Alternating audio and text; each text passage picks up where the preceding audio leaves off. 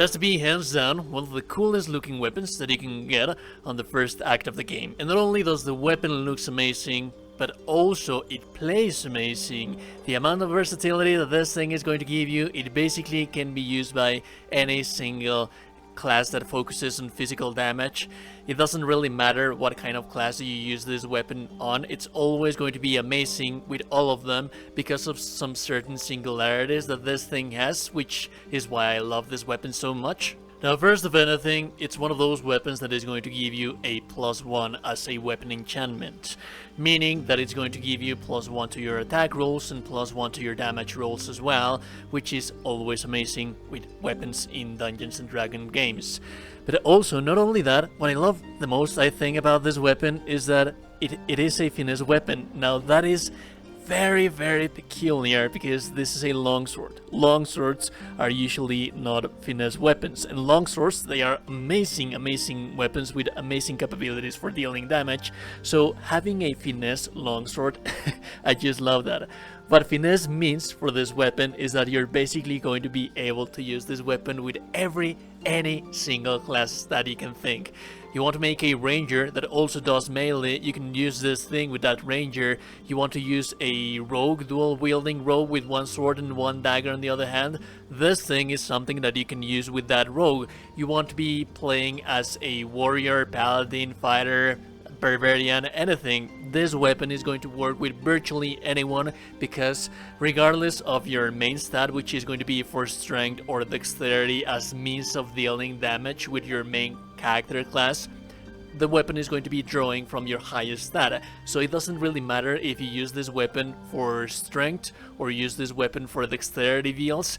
The weapon is always going to be taking the most advantage of that because it's a finesse weapon and it can take advantage of strength and dexterity. Now that is not all. The weapon in itself, it's just fantastic. It's amazing to have a finesse longsword that is going to have a +1 enchantment. But the thing is that it also has one specific skill that you can use on short rests, meaning that you can use this thing twice on battles before actually getting a long rest, and they are amazing skills. The first one is going to be the Father Loof Shriek. This sword shrieks all enemies within 6 meters of range have a 1d4 penalty to charisma, wisdom, and intelligence saving throws. Affected creatures receive an extra 1 for thunder damage. Now, what that means basically is that you deal 1d4 extra thunder damage in a radius of 6, but that is not all. The enemies are going to receive a penalty to the saving throws of your characters, the rest of the classes that you have. So for example, if you have a cleric, you have a warlock, you have a wizard, and you're planning on making some debuffs on the enemy, you're planning on using spells that require for them to do saving throws, it's just going to diminish them by quite a lot because it's going to be for charisma, wisdom, and intelligence. So basically you're just opening up the enemies to be able to be abused by the rest of the characters that you have.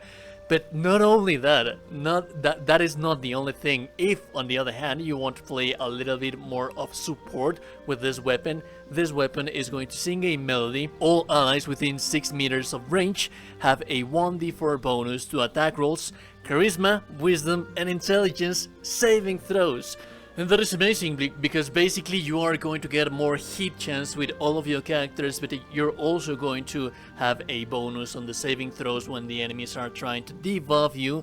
So the thing is about this weapon that even if you are not going to be using it actively on combat, these are buffs that you can use without having to maintain concentration. So this is an excellent alternative for Bless, and if you're going to be using different concentration spells with your cleric, then you can most definitely be using this weapon to buff your party. Maybe use this weapon with a ranger buff before the actual fight starts if you want to get that similar thing as of a Bless to get more hit chance on the enemies.